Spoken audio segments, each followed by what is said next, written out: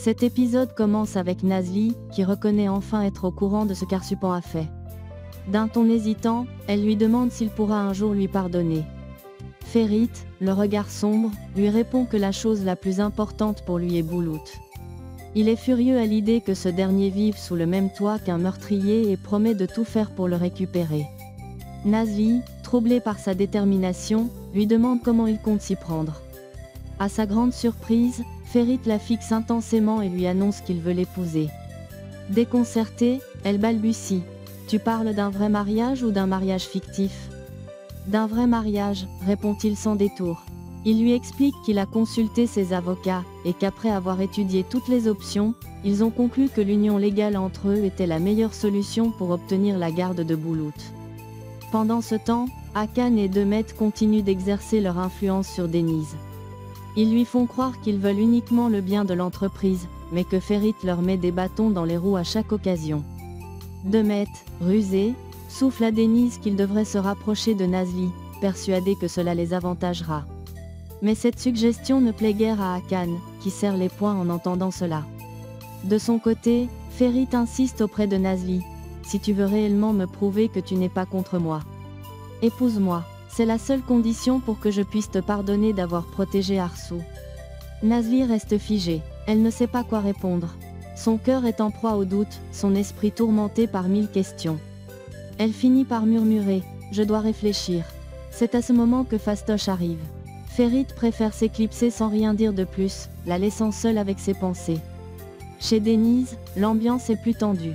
Demet le pousse à prendre une décision cruciale, leur céder ses parts de l'entreprise. Hakan, stratégiquement, ajoute qu'ils seront bien plus forts s'ils unissent leurs forces. Denise les observe en silence, un léger sourire au coin des lèvres.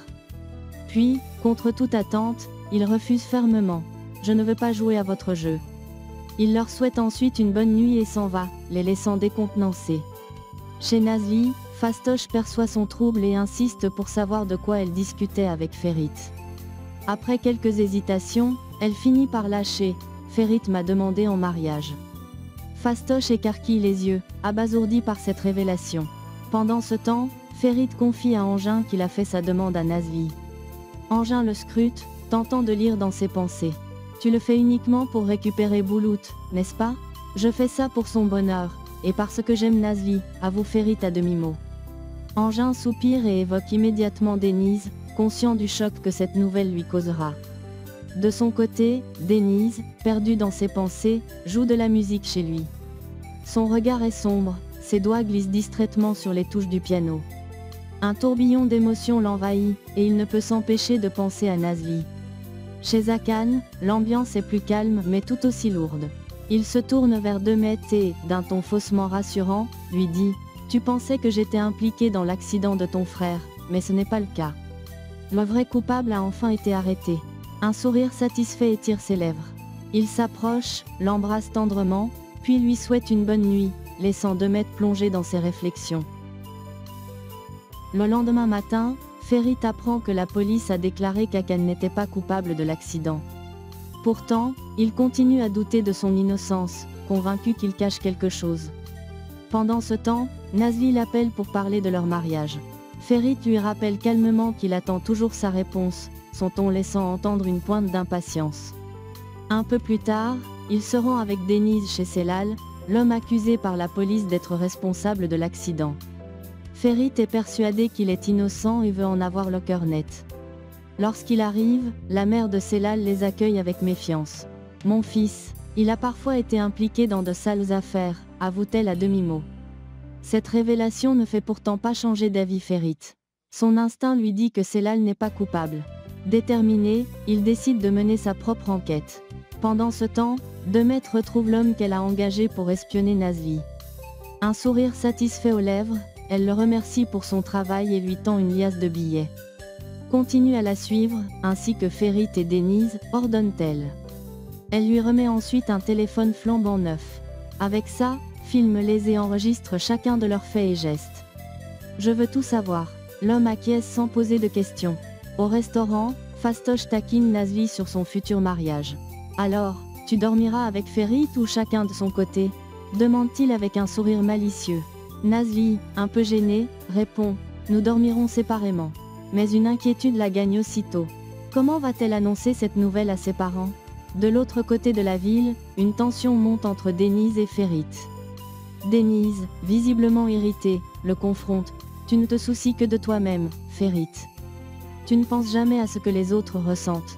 Ferit le regarde, surpris par cette soudaine accusation. Je ne vois pas de quoi tu parles. Denise, plus ferme.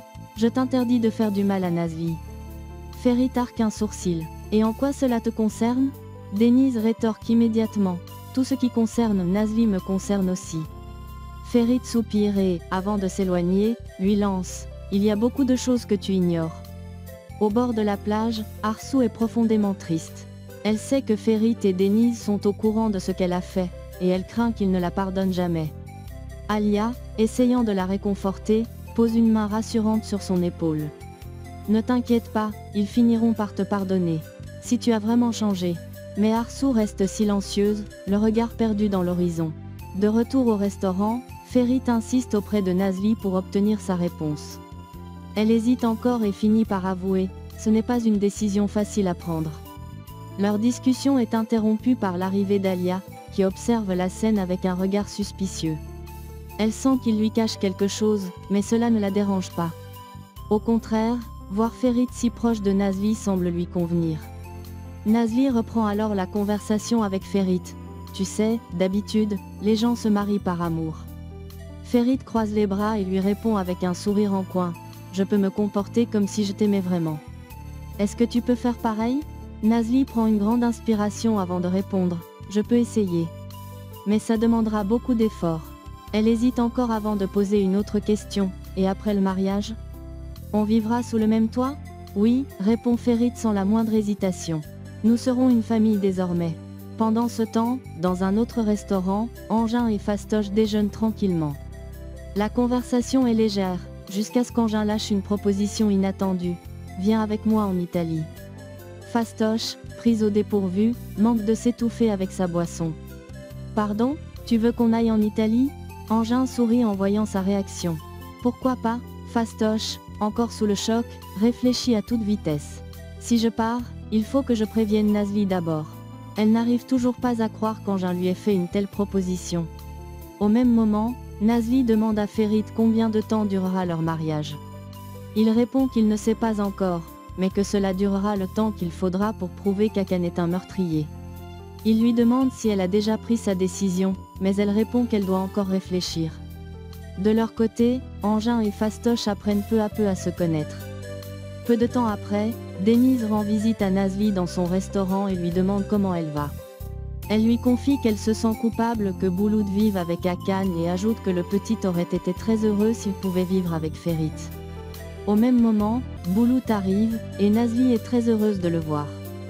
Il s'installe à une table, et le petit lui avoue qu'il n'aime pas l'endroit où il vit. Touché, Nazli sent les larmes lui monter aux yeux. Bouloud lui dit alors qu'il voudrait vivre avec elle, ce qui l'émeut encore plus.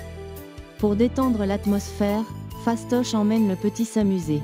De son côté, Engin demande à Tariq s'il aime quelqu'un. Tariq répond que oui, mais ajoute que la situation est compliquée. Engin lui conseille de passer à l'acte avant qu'il ne soit trop tard. Puis, il commence à lui parler de Fastoche, avouant qu'il l'aime bien. J'espère que vous avez adoré la vidéo. N'oubliez pas de vous abonner et d'activer la cloche pour ne manquer aucun nouveau résumé. A très bientôt pour d'autres histoires encore plus crépitantes. Chez Love, votre rendez-vous pour revivre les meilleures émotions des novellas.